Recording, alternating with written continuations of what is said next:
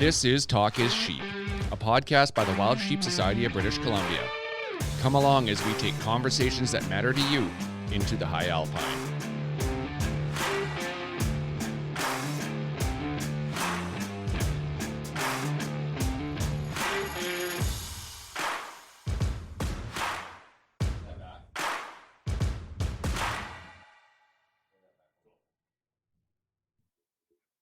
Steve, we have an interesting podcast on this one. We are going to hit the science hard. We get to sit down on this one with provincial wild sheep and mountain goat specialist Bill Jex. Bill has been obviously in the landscape here in BC for a long time now, and he'd reached out to the University of Alberta wanting to conduct a genetics study here. Basically, a genetic study around Dall sheep and stone sheep, and sort of which species is where they where the lines in the sand are in terms of geographically, and just trying to understand the evolutionary history of the animals better. And basically, what happened is the U of A. There was a professor there that basically found a candidate. His name was Zijian Sim, affectionately known as Sim. Sim took on the study, and I'm just going to read it to you because I can't even memorize the name of the subject, let alone the content. But Sim's study was management implications of highly resolved hierarchical population genetic structure in thinhorn sheep. So that's the one of his. He actually did, I guess, a two-part study. There was a paper released in 2013 and then one again in 2016 on this, on the genetic study on thinhorn sheep.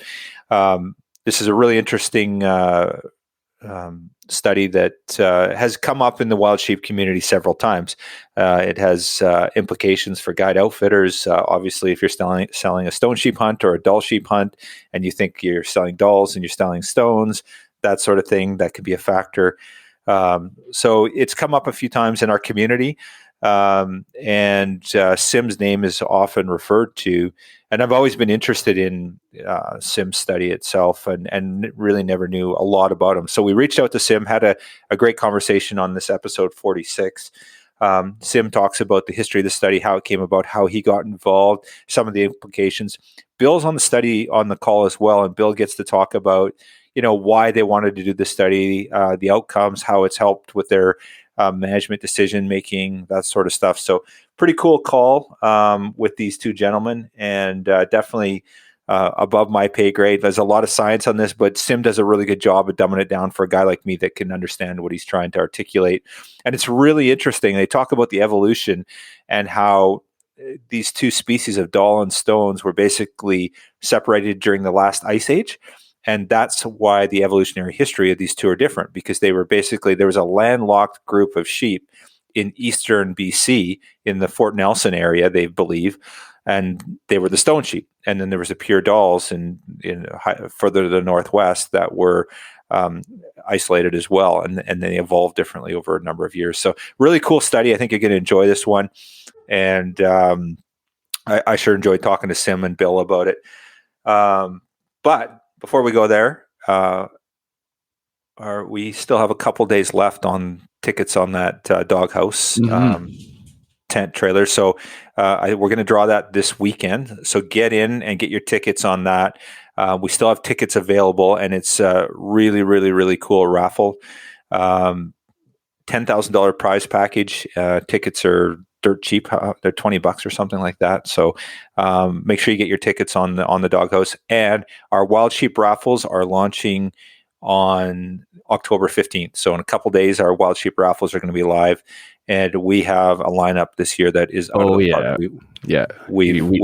We keep stepping up, and people are like, "Oh yeah, we need to do this, we need to do that." And we just keep shooting for the moon, and we keep nailing it. It's incredible. Yeah, so we're pretty stoked about this. So anyway, episode 46, Zijian Sim, Bill Jex. Across Canada and throughout the world, if you come across a campfire in the woods, on a mountaintop, or next to a river, you'll find warm company and friendly people gathered around. Regardless of your lifestyle or place you call home, we invite you to learn more about what it means to be a hunter in the modern era. If you love the outdoors, care about where your food comes from, and are concerned for the future of wildlife and the environments that they need to survive, pull up a seat. We have a story to tell. Welcome to our campfire. Good day, gentlemen. Sim, Bill, how's things in Smithers and in Alberta? I guess Edmonton for you, Sim? Edmonton for me is just trying to survive the pandemic, like everyone else. Yeah, I hear you, man. And it's been an exciting year to say the least. And Bill, how's things in Smithers these days? Well, it's certainly fall here. We've got snow on the mountain out the front window, and the fall colors are in full swing. Awesome. Yeah, it's that time of year. I'm down in sunny Victoria. I'm looking out the window, and not to. There's a million reasons why I'd love to live in Smithers, but looking out the window right now, it's 20 degrees. The sun's shining. The birds are singing. Anyway, I'll leave it at that. Yeah. Anyway, Sim, really appreciate you coming on the podcast. And Bill, as always, you're a regular on the show, and love having you and just the insight you always bring to our community. Sim, this is really exciting for me.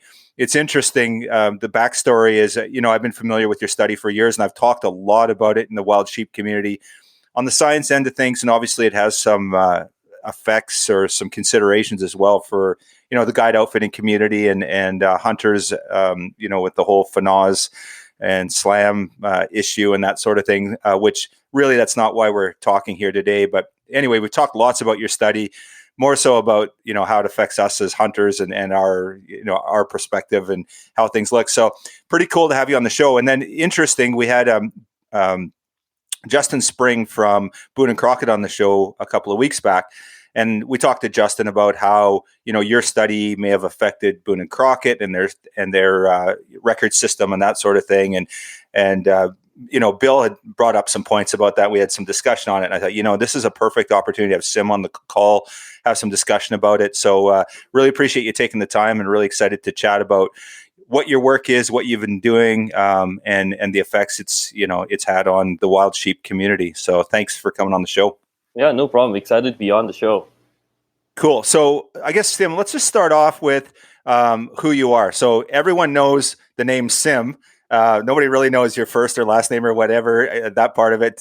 So everyone just knows about Sim in this study. So, let's tell our listeners a little bit about who you are. So, where did you go to school, and how did this sort of, how did you get involved in this study? I guess, where did that come from? Okay, so I started to study when I did my PhD at the University of Alberta with Dr. Dave Coleman. I didn't know that much about sheep before I started my PhD. I knew they were a cool animal. I was just kind of interested in kind of evolutionary and population genetic questions. So when the opportunity came up, I kind of jumped on it, and it turned out to be a great study. Yeah, very cool. So I guess then the thrust of your work is genetics work. Is you're geneticist, or is that fair to say, or is that kind of what led you to this down this path towards the wild sheep study and the evolution and that sort of thing, or was it another area that got you into it? Right. So I was always growing up. I was always interested in science and conservation in general. And then during my undergraduate years, I worked in a genetics lab that did population genetics, and that's kind of how it kind of sparked my interest in the topic. And so so this generally just my interest from young, really. Cool. So let's back the train up then. I'm just curious, like, did you grow up in Edmonton? Are you from Edmonton area, or did you immigrate, or how does that work? What's the story there? So I grew up in Singapore. And okay, cool. So I don't know. I'm not sure if you know that much about the country, but it's kind of a city of 5 million. So I was interested in conservation, but I really haven't had that much contact with hunting and that kind of stuff. That it doesn't really go on there. So I came to Canada in 2007 for my undergraduate studies. So in 2007, so I did my undergraduate degree in ecology and evolutionary biology at the University of British Columbia, Okanagan in Kelowna. And then from there, I did a short stint at the Royal Ontario Museum studying population genetics of fish. And then I kind of ended up in Edmonton to do my PhD. Very cool. Yeah, that's a really interesting. So that's what I was looking for. So Yeah. that's a neat evolution. And yeah, there's not a lot of wild sheep in Singapore. Absolutely, I've been there, and so that path has led you a long way from what you're studying in Edmonton. So you went to Royal Ontario Museum. So and that was working for the museum, or was that actually? Yeah. So I started I did a master's at the Royal Ontario Museum at University of Toronto. So working on population genetics of two different fish that are found in South America, and they kind of both have two very different life histories. So it was interesting just to study kind of how the life histories affect the way that the populations cluster together. Cool. So then you ended up in Edmonton doing your PhD. What led you to wild sheep? Was that sort of your mentor or your instructor, Dr. Coleman? Was he involved with that, or you just something you fell into, or what led you to sheep? I guess obviously the interest in conservation, but beyond that. Right. Yeah. So like I said, I was always interested in conservation, and I guess when you're a student trying to look for a project, you can't really be all that picky about the organisms you work on. And I was just lucky enough that in fact, Dave, my supervisor, Dr. Coleman, and Bill had already, I think had some prior talks about using genetics to inform conservation and looking at how we can make better, more like biologically relevant wildlife management units. So I think they had already talked about that project, and they were just, I think, looking for a student. I think Bill maybe can elaborate a little bit more on that. They were just looking for a student, and Dave kind of advertised the position, and I called Dave, and we kind of hit it off right off the bat. And I was lucky enough that this project was already going, and there was already a lot of support from the community, so I was already able to just get on the project and get things going right away. So, Bill, were you instrumental in that? Was that something that you reached out to University of Alberta and said, "Hey, we have this study we'd like done"? Were you involved in that, or how did that evolution come apart? Yeah, and Sim's pretty humble there, actually, in some of what he said. So I had been working on wild sheep and mountain goats for, it's at that time be 20 plus years sort of thing.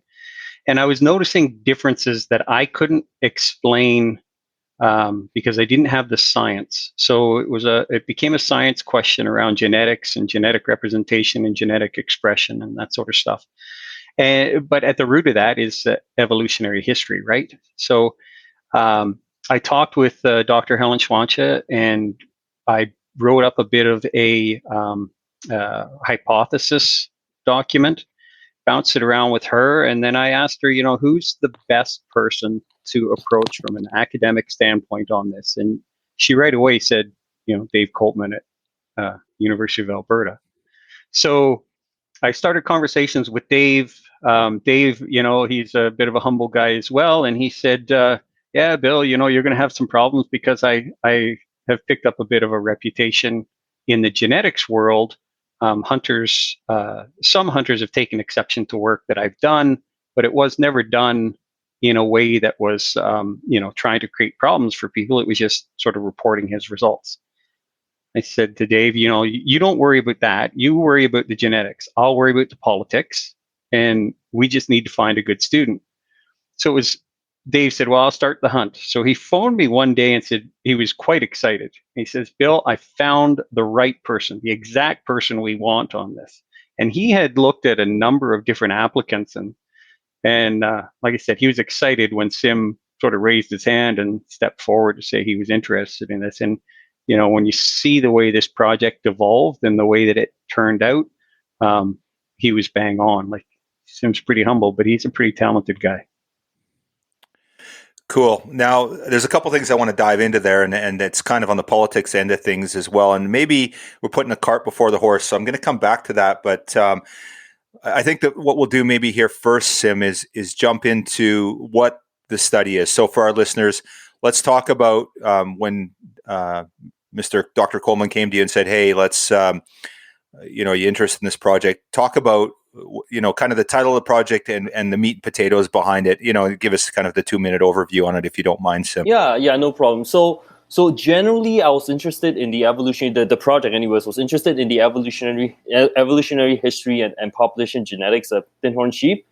And so generally, I'm interested in the way that genetic diversity is organized and distributed in thinhorn sheep, and why it is distributed and organized in the way that it is. So, one of the striking features of thinhorn sheep is that we have these two different subspecies, stone sheep and dull sheep, that look so strikingly different, and literally almost black and white, right?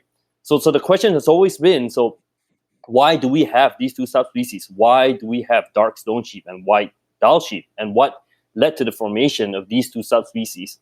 And beyond that, what are some of the events in the species history that shaped the evolution of these two subspecies? And moving beyond the subspecies, we're also interested in the way that individual populations and subpopulations of thinhorn sheep are distributed on the landscape, and what are some of the landscape level effects that are driving the divergence of these populations and subpopulations. And lastly, I was also interested in the genetic basis of horn size in thinhorns. So, one of the reasons we love these sheep so much is because they have these beautiful big horns. And so for this part of my research, I looked at the heritability of horn size in sheep. So basically the nature versus nurture question. So how much of horn size is due to inheritance and how much of it is due to the environment or some other factor? Okay, very cool. So your focus in that study, so part B of it, regarding the horn size, was the genetic side of it, really, that you're really focusing on that aspect of it as opposed to the nurture side of it. Right. Yeah. So it's looking at to what extent is due to inheritance and to what extent is due to non-genetic factors. So genetic versus non-genetic. Okay, so it's interesting. I might be wrong on this, but I think it's Dr. Kevin Monteith out of Montana. He did a pretty big study on the nurture side of things, about how important horn size and just even the health of the sheep was based on that first few months. Was there any correlation? Did you do any work with that or around that at all? I think that was maybe after your study. Yeah, I think that was after my study, and as well, I was looking, as you're saying, I was looking at what is genetic and what is non-genetic, and so I wasn't actually able to look at what specific environmental factors are affecting sheep. Although we do know that, of course, environment matters a lot, but what I was concentrating on was how much does inheritance matter in that horn size question. Okay, cool. So we're on that now, and I want to jump into the other stuff too, on the genetics and the history and the evolution. But let's talk about the horn size. What was your finding there? How important was that with regard to the horn size? So basically, we found about 30%. So 30% could be due to inheritance. And this is, of course, a very preliminary study. And I think we can go much further. So about 30% of horn size can be due to inheritance, and then about 70% is due to non-genetic factors. And then something else we're interested in is to see if we can find any genes or gene regions that are very significant for horn size or length or base circumference. So we found 2 gene regions that may influence horn length, but that is a very preliminary kind of study. So I think a lot more work has to go into before we really can answer that question. Okay, cool. So let's go to the genetic side of things and the evolutionary side of things. Talk a little bit about your findings, I guess, that came out of that, and regarding the stones and the dulls and the differences there. Let's talk on that a little bit. Yeah, no problem. Okay, so if you recall, so the first part of my research, we wanted really to look at the drivers of lineage divergence in the species and subspecies level. So here we're interested in how and why stone and dull sheep diverge. So one of the things to know about the geological history of North America is that over the last few 100,000 years, there's been a series of glaciation events, which basically meant that much of the continent was actually periodically covered in ice, where, if it's covered in ice, that means plants and animals can't really survive there.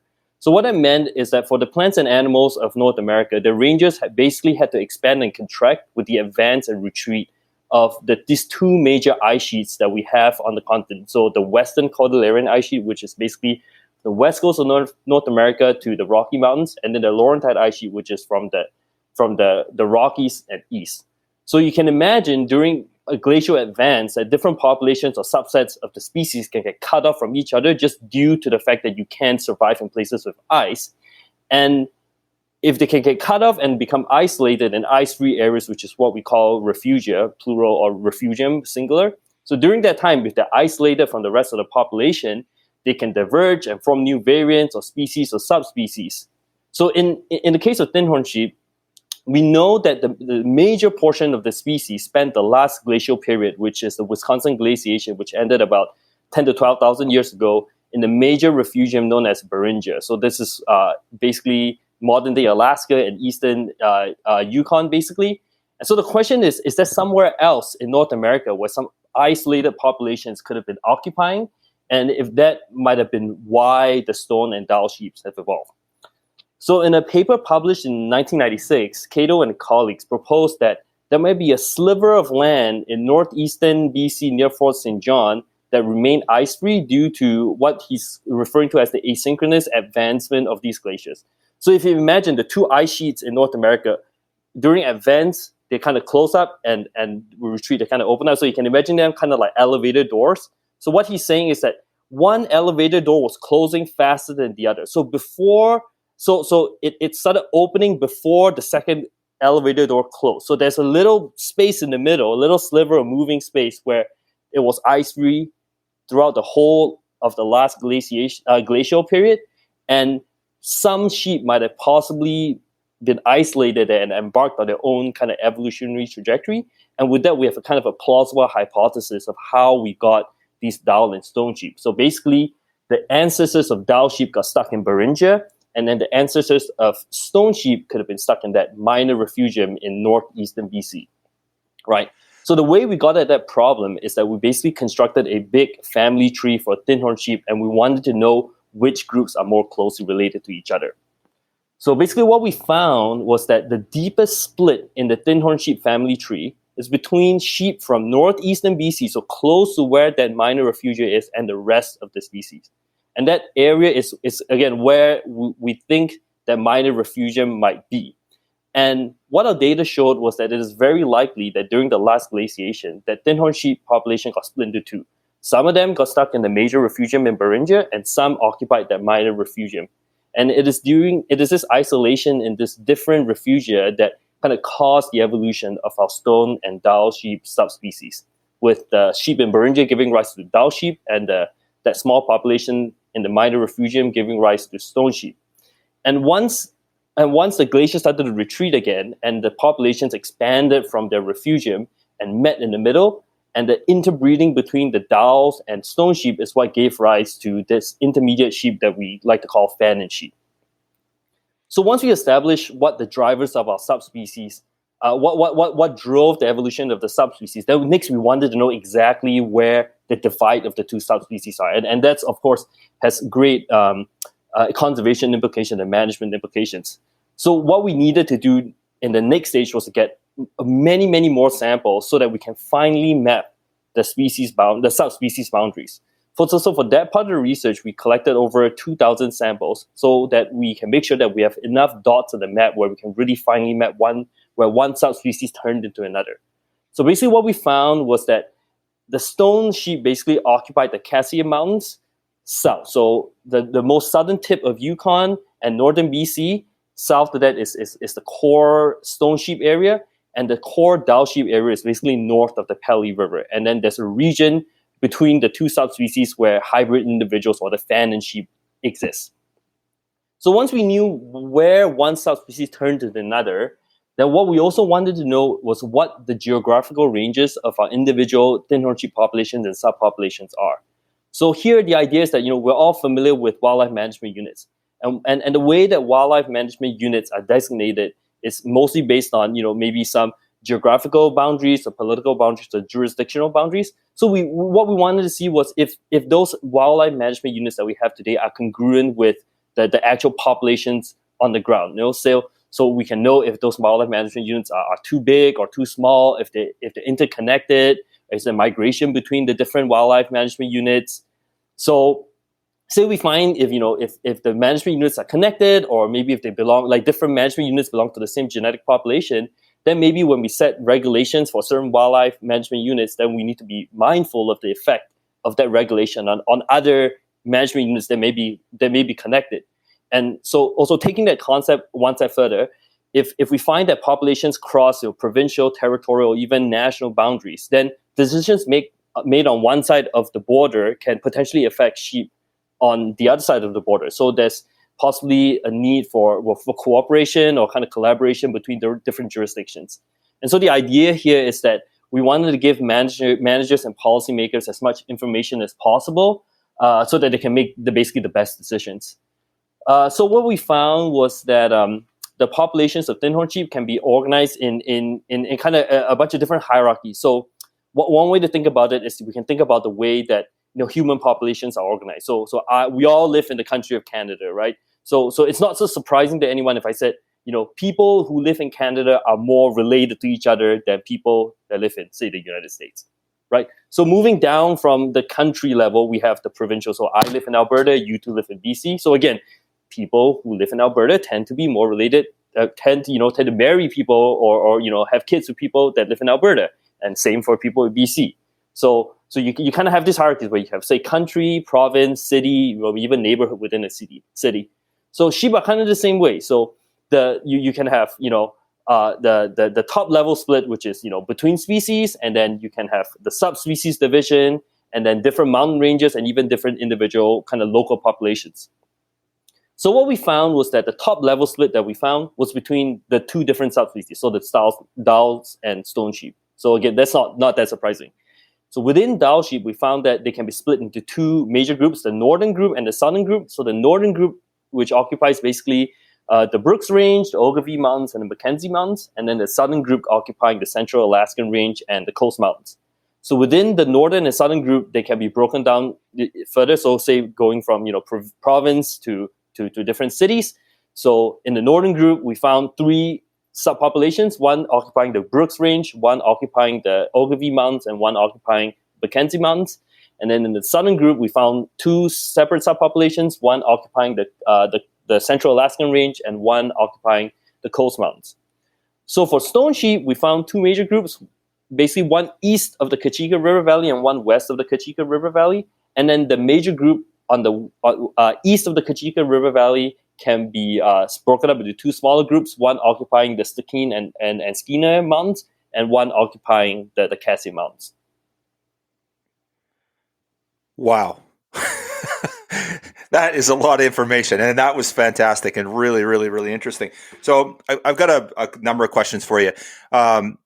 First of all, sample. So this was, how long did this study take? You did your PhD study on this. How long did the whole undertaking take from beginning to end?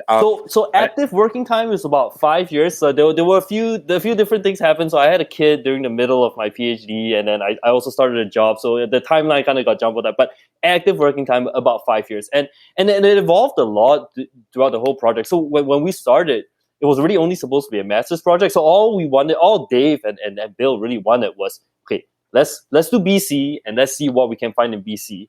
So then as we started finding lots of interesting things, and we kind of just expanded the project to include, the worldwide distribution of thinhorn sheep. And that, I think, made it, much more interesting.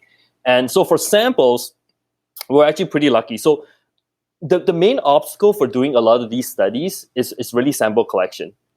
And say if you work on some obscure, small mammal that occupies all of North America, collecting thousands of samples is essentially impossible, right? Like you would need so many people out there, lots of money, just collect a bunch of samples. But we were lucky. All sheep that are hunted has to undergo compulsory inspection. This is not new to this crowd. So every time that you bring your sheep in for inspection, where they drill the hole to put in the plug, they collect the horn shavings that come out of there. And so that's the material basically that I use to extract DNA from. And we're lucky because not only do we have the material already collected, We also have the locations of where these sheep were shot, what year they were shot, what regions they came for, and we were really lucky, and lots of people helped out. I just want to give a quick shout out to Kate Nelson and Julie Klein from BC and Kyle Russell from Yukon. They did so much work for us, and I'm always very, very grateful. And another thing is, working on sheep, and I didn't know this before I started, is a lot of people are crazy about sheep.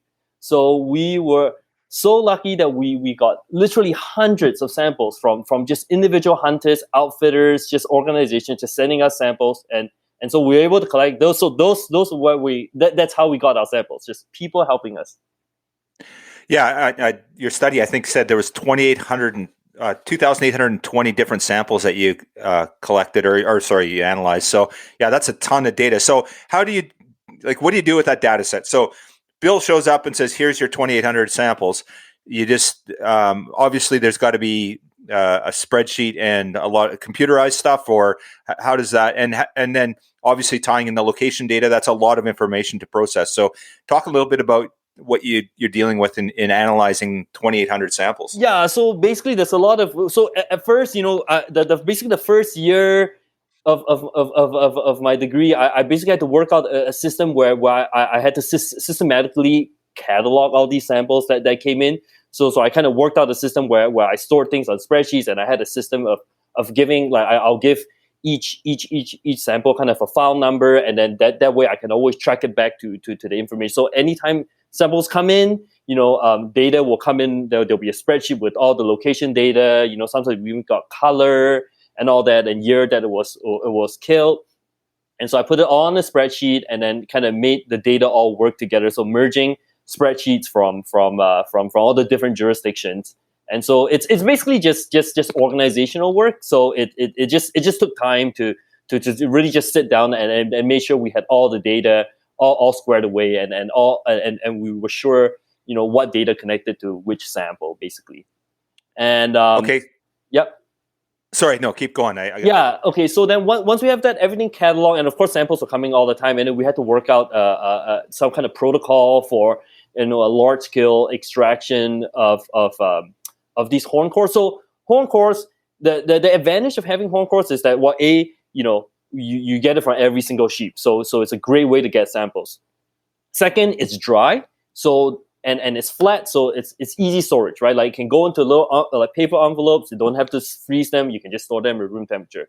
But the problem is, horns are kind of like nails, right? Like, there's not a lot of DNA in it. So we had to spend basically the first year developing a way that we can not only effectively extract the DNA, but also do it in a way that we can really scale it up. So at first we were starting with maybe a dozen samples per extraction.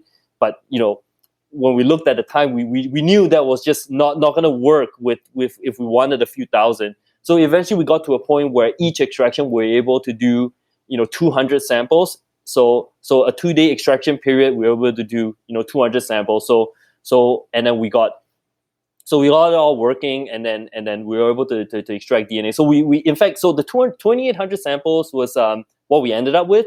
We started off with about 3,500 samples. That's what we started off with, and then 28 samples worked for, because some samples might be old, some samples might have been temperature abused, so not all of them would work. So we got about 70% of them to work, which I thought was pretty good. Very interesting, Sam. Now, just out of curiosity, you talked about the divergence of the two subspecies, but does it go further back? Do we know where these animals came from? Are they rooted in North America, or ancestrally, can they be tied to Asian sheep, or how does that work in terms of the genetics and the history of? And maybe I'm guessing your study wasn't focused on that, but I'm just curious if you can comment on that at all. Right. Yeah. So the consensus within the literature is that all sheep from North America came from Asia. So I think Central Asia is where the origins of sheep really came from, and then it was the timing is unclear, because so first of all sheep came from Asia, and we knew that we more or less know, or there's agreement in the literature that they crossed over the Beringia land bridge, the land bridge between Asia and North America. And that's how they got across, and that's because when during glacial events, more water is in ice, so sea levels were a lot lower. So then there was actually a land bridge that connected Asia to North America. So that's when they came. The timing of it is hard because if you imagine glaciers expanding and retreating, every time it retreats, it kind of scrapes away whatever kind of fossil record there is. So the fossil record for sheep in North America is actually quite poor. So I think the timing is still quite in the air, but we know that they came from Asia. That much we know. And the most closely related sheep to the North American species, the thinhorn sheep and bighorn sheep, are the snow sheep in Russia. So that's also where it's the most geographically proximal sheep to our North American sheep. So that add extra evidence that they came from Asia. Okay, fascinating. So let's talk a little bit about the genetic profiles of these sheep. So we've got stones and dulls. We've got the Fannins. I guess the Fannins, so we consider them two subspecies, stones and dulls. Where do the Fannins fit in? When you're creating a profile for these, they're not another subspecies. They fall under, I guess, the stones, right?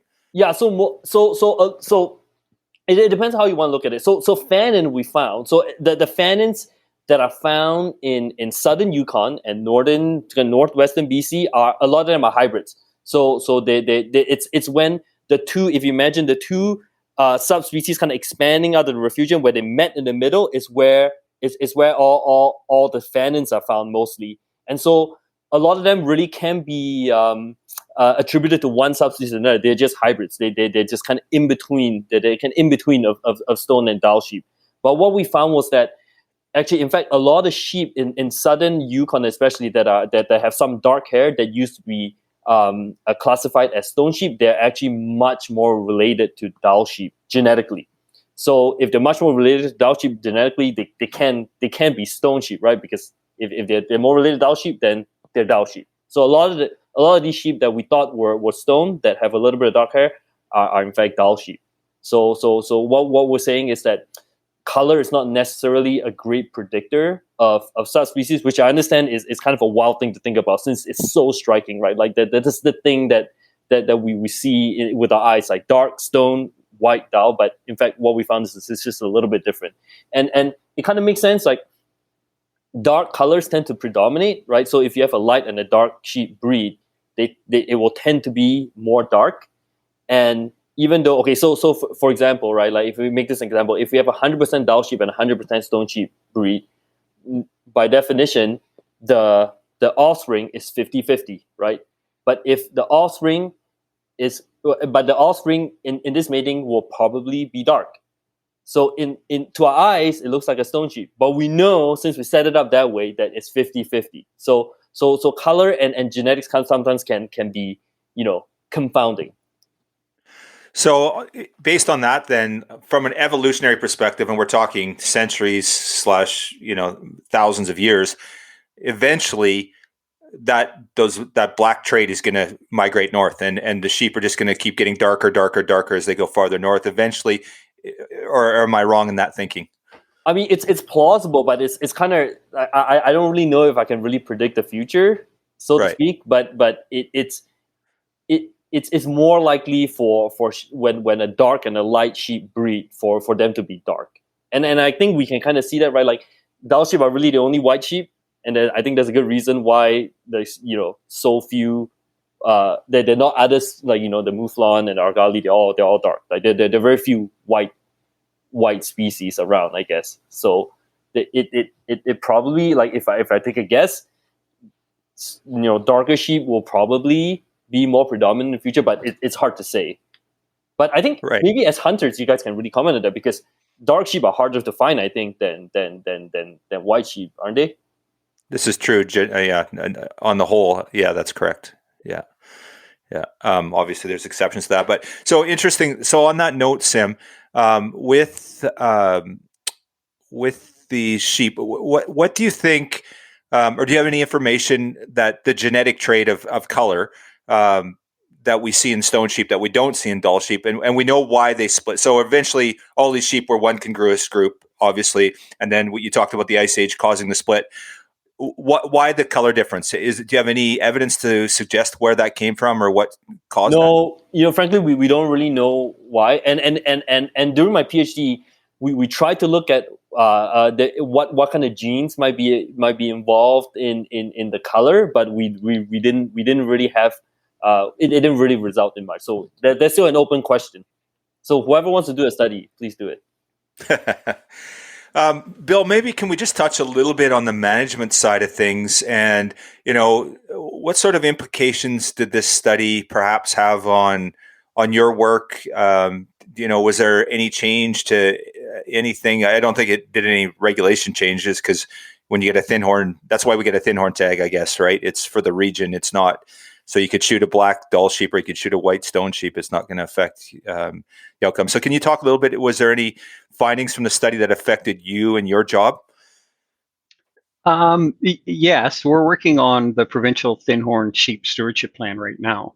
And as Sim sort of described before, we want to use some of that genetic relationship information to understand or to apply our management hierarchy against, right? So if we know that different populations are connected, then from a manager standpoint, that's good, because then we can consider that your meta population, your large population group. And then as you manage the way we do in British Columbia, based on wildlife management units, which are smaller than those genetic population areas, and then we have herds that live within those wildlife management units or span those couple wildlife management units. It all sort of trickles back to that large umbrella population group. So, yeah, we'll have more information coming out in the stewardship plan. We hope to have that wrapped up within the next year, and it will kind of explain that hierarchy of genetic populations and how that translates into subpopulations and herds and harvest, that sort of thing. So it's kind of they're related, but they are subtly different. Our harvest, we look at more localized population information as opposed to that broad genetic population unit. But in terms of climate change and population resilience, that genetic population unit is what's relevant at that scale, right? So there's different utilities for the different scales in terms of being a manager's, turning your mind to that. And then around the origins, what makes stone sheep dark? There is some research that's been happening. Dr. John Weyhausen is looking at that question. He's also looked at Dall sheep in the north, and he's trying to understand that. So hopefully we'll have more information as he wraps up his research a little bit more. But it's sort of looking at the pre-glaciation history of those subspecies.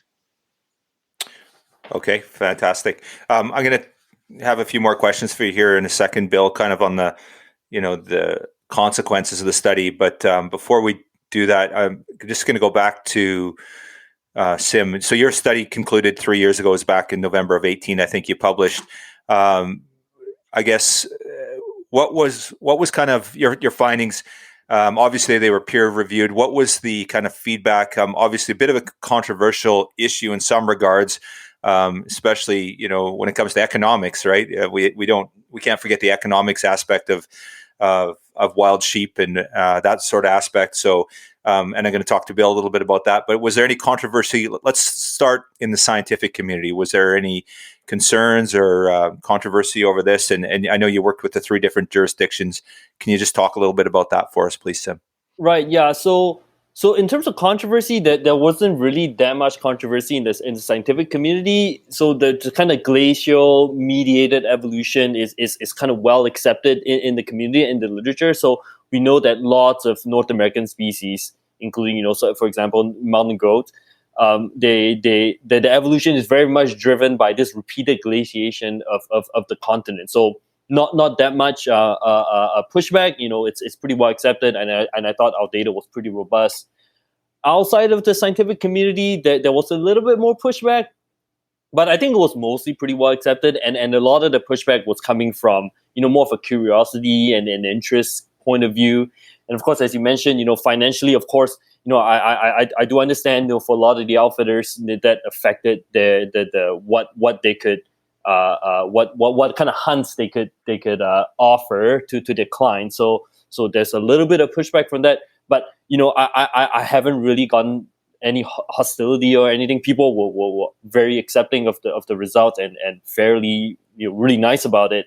And I think I've given a few talks to the community, and people have been pretty open to that finding. And in fact, when I gave a talk at the Thinhorn Sheep Summit in Anchorage a few years ago, so someone said, hey, you're saying that the stone sheep really are only in BC, but I have this picture of this dark sheep in northern Yukon. Like, what are you telling me? And lots of people in the crowd was like, it's not about the color. And once I heard that, I knew people understood, and I knew kind of my job was done. Fantastic, good for you. So on that note, Bill, you brought up a good point to me. You said science is science, right? So Sim is just presenting findings and it's science. There's nothing beyond that. So how can people be upset about it? But on that note, Bill, can you comment a little bit? Like, you're closely tied to BC and kind of the guide outfitting community. Are you able to talk at all on that? Any experience with that, or any of the findings that you had when this report came out? I mean, the conversation's still going on today, right? So Sim's, the first paper was 2016, the second paper was 2018, and as we all sort of heard, and the science is pretty pure and pretty consistent. There really wasn't much. And really, going into this project, when I was trying to find funding support to get it done, those questions did come up from different non-government organizations. They were like, well, we're concerned about an outcome. And the commitment that I made to every one of those funders at that time was that we would not introduce politics into the outcome. The science is the science. The sheep will tell us where they belong.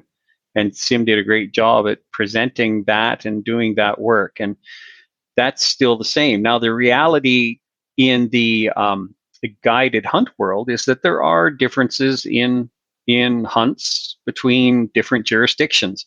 Part of that is, dollar valuations on the global scale, and other is just market conditions between jurisdictions. And that's really not something that the province gets into. Like, that's private business, and that's about being able to promote your product. And it's so, as much as I've tried to provide advice to the business environment that's related to guided stone sheep hunting in terms of, well, this is what the science tells us, we're not in a position where we're telling people that they need to do things differently. And that's why, if you look at Boone and Crockett, for example, their boundaries are between stone sheep and Dall sheep are still hair color based.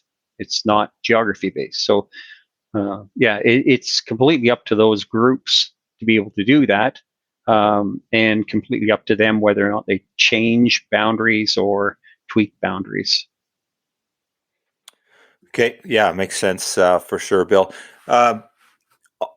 Another thing I have for you, you talked about, Sim mentioned this earlier, about collaboration with the Yukon or other jurisdictions, working together, and these boundaries and these government boundaries. How much of that goes on where you're working with, as an example for Dall sheep in the Northwest and the Yukon territory? How much collaboration is there on working with these herds and managing that aspect of it? Is there anything at all? Or is there a lot of nothing? Or are you just curious how that looks? So today, and actually, that was an objective of mine when I started working on wild sheep, was to start to talk to my counterparts in other jurisdictions. And we've benefited from technology, right? Here we are on a digital platform today talking about a subject, and before it was pick up the phone and try to catch someone at their desk. So our world has changed around us. It's made it a lot more open to conversation across jurisdictions.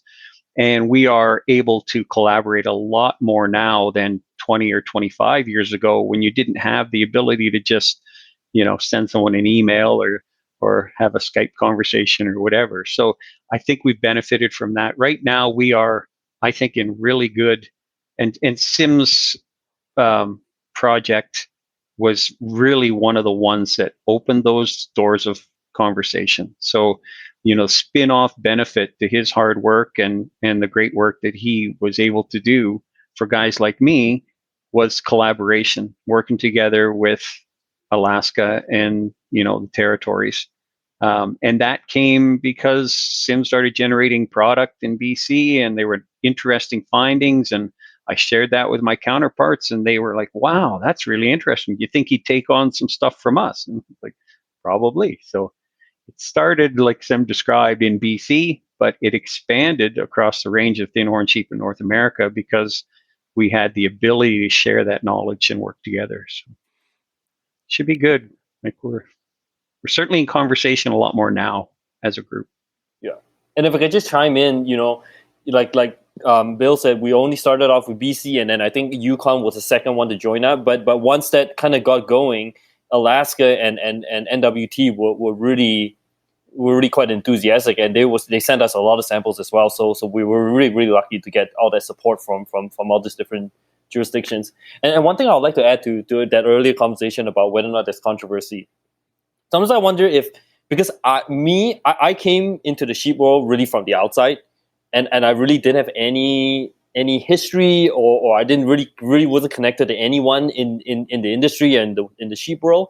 So I wonder if that made it a little bit easier to accept the findings coming from me, because I really have no, I'm not weighted towards one side or another. And being an outsider, I really didn't know any of the controversy behind, what is a stone sheep and all that stuff. Like I never even saw a sheep before I started this project. So I think that was perhaps a little bit more helpful, like not having any of those preconceived notions going into it. Just allowing the data to kind of guide my conclusions. And then I remember talking to Bill at first about all this, and I really didn't know what the implications were, and I had to be filled in on a lot of that later on.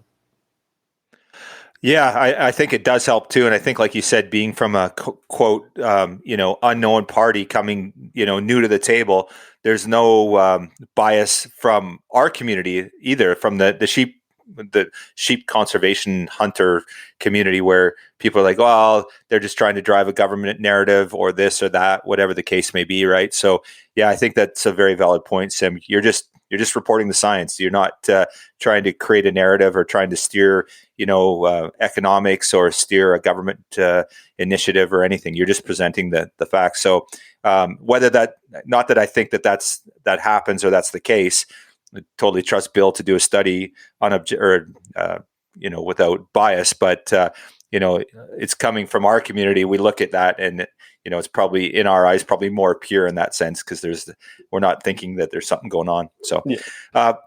Cool. Okay, Bill, let's just talk a little bit, if you don't mind. Has this study changed the way you work? Has these findings have any impact on anything that you do? We talked about the geographical aspect of it. We talk about the markers, the hair color stuff. Has there been anything that you've had to change the way you do your business as in your role with the government? Well, yeah. So we've brought in regulations specifically based on the fact that we have the global population of stone sheep in British Columbia. So our global stewardship responsibility is significantly elevated than, if it were to have gone the other way, and it would have said that, oh, we have just a bunch of doll sheep, we really don't have stone sheep, right? So, and because of that, the hunting fraternity will be familiar with the fact that we have prohibitions on pack animals for the use in thinhorn sheep range, and that's because thinhorn sheep are immunologically naive when it comes to domestic pathogens and a lot of the diseases that bighorn sheep have been exposed to over the course of colonization and just living in and around people in a closer way. So we have been able to use the research to identify how special this stone sheep resource is, to get protections put in place that we likely would not have been successful at getting in place otherwise. And so it's been good. That's what science should do, right? It should inform next steps, and it should inform management based on risk, and that's really what we've been able to apply in that way. So I think that's a really good outcome, a positive outcome from this work. Awesome. Sim, back to you. Can you just talk a little bit about what you're doing today? So you finished up the study 3 years ago. Where are you at? What are you working on, and what does the future hold for Sim? Well, so I retired from academia when I finished my PhD. So so before I finished my PhD, I got a job with Alberta Fish and Wildlife. So today I'm a forensic biologist at Alberta Fish and Wildlife. So most of the work I do involves doing forensic work in support of fish and wildlife poaching investigations, and as well we deal with bear maulings, cougar maulings, for example. So what we'll do if there's a bear mauling in Alberta is that we'll try to develop a profile of the bear that is responsible for the attack. So usually we'll get the victim's belongings, so clothing or shoes, for example. See if we can find any trace of the bear. So sometimes saliva on the bite mark, or hair that the bear left behind. So once we have a profile for the bear, and then once the COs go out to trap the animal, then they can get a sample from the bear that they trap, and they can bring it to the lab. Then we can tell them if they trapped the right bear or not. So that's one of the more exciting things that we do in our lab. And then I also recently became an adjunct professor at the Department of Biological Sciences at the University of Alberta. And my role mainly would be to conduct research in wildlife forensics and supervise students doing forensic projects.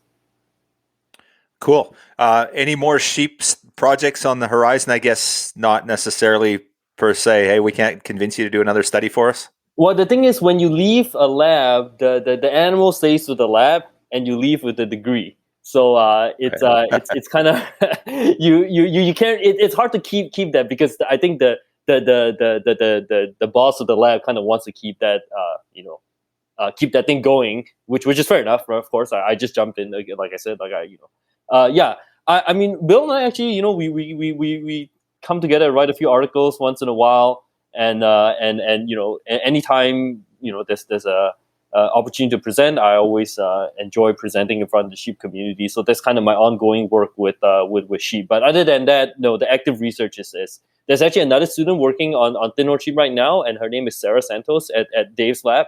And if you guys want to interview her, I'm sure she'll have lots of interesting things to say. Now, is she following up on your work, or obviously genetic work if she's working under Dave, but is she following up on what you're doing, or is she a lot of what I'm doing? And as well, she's actually looking at the interactions, the genetics between thinhorn sheep and bighorn sheep. So that was something that we really wanted to look at for my thesis, but we just kind of ran out of time. But yeah, there are lots of interesting and exciting things that she's doing these days. Cool. So on that note, that's one of the things that I was thinking about is, Dulls are so heavily concentrated in the northwest of British Columbia, as we know. Why don't we ever see any movement of Dulls outside that area? Is it just it's such a small population, and obviously you'd have to have a large enough population move to sustain that bigger population. But it really hasn't changed. In 100 years, are we going to see Dull sheep down farther south in the Cassiars, or will they probably stay there in that area? Because I know they are connected to the Yukon. So why haven't we seen more of that, or is it just a function of time? Yeah, I think some of it is a function of time, and some of it is geographical barriers. I think there's some pretty significant geographical barriers, so like Teslin Lake and Edlin Lake, that's kind of in that region. So it might be just hard for the sheep to kind of cross over. And as well, like we talked about earlier, dark colors tend to predominate, right? So even if Dull sheep were to migrate south and interbreed with stone sheep, maybe they'll look more like stone sheep. So maybe there is movement going on, and we're just not seeing it. And frankly, in a genetic study like that, for our study anyways, we're just taking a snapshot in time, right? So without having samples that span, a huge temporal kind of span, like over a few hundred years, it's really hard to know what the exact movements of those two different subspecies are. And again, with the glaciers kind of scraping off whatever fossil records that are available, right? Usually, what we'll do is we'll look at the fossils and see, how the subspecies or even species are moving through time. But that's just hard to do because the glaciers remove a lot of the fossils. So I think it's hard to say. They might be moving, they may not. I just can't say at this point. Okay, very good. Yeah, that makes a lot of sense. Yeah, fantastic, Sim. I've taken a lot of your day already. We tried to do this yesterday. We couldn't get the technology to work. So I want to thank you, Sim, for taking the time. Bill, as always. Before I wrap up, is there anything that either you gentlemen would like to share with our hunter conservation listener group? Anything that's worth noting or anything that I missed or didn't ask you about today? Nothing that you didn't ask, but if I could say something, I'm very thankful to be part of this project. And before I entered the sheep world, I couldn't have imagined, how much support I would get from the community. And in fact, sometimes I think, I tell my mom, like the sheep people care more about my research than like anybody else. And I was just really grateful to be part of it for the few years that I was involved in, and just really happy and a really fond memory. Whenever I think back to my time doing my PhD, I always smile because it was such a great time. I appreciate that, Sim. Bill, anything else?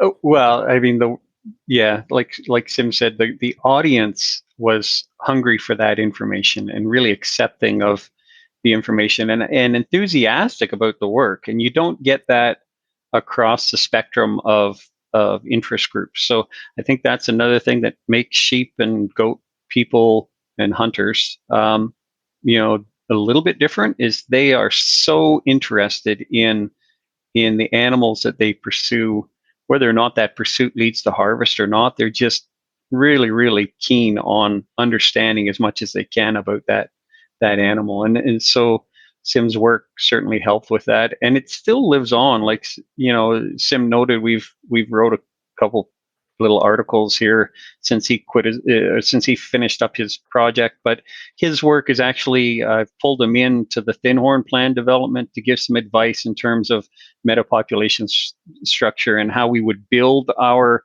population hierarchy mapping.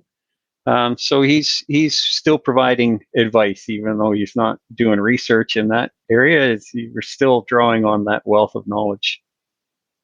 Well, fantastic. Well, gentlemen, I want to thank you both. Sim, very, very interesting study. I did enjoy perusing it. I'll admit that there was a lot of it that was a little above my pay grade. So, that said, a very fascinating study, really important work, and just interesting to see the science behind all of it. And I'm going to reach out to Sarah. I'm really keen to learn more about this and hear the work that she's doing. And always, Bill, we appreciate everything that you do for our wild sheep and everything in BC here. So, gentlemen, thank you both. Hats off to you, Sim. Best of luck with your career, and we'll try and have you out to BC to one of our shows so you can be a speaker for us. We'd love to hear more from you. So, thanks again, gentlemen. Yeah, I'd love to do that. Thanks for having me on the show. Thank you.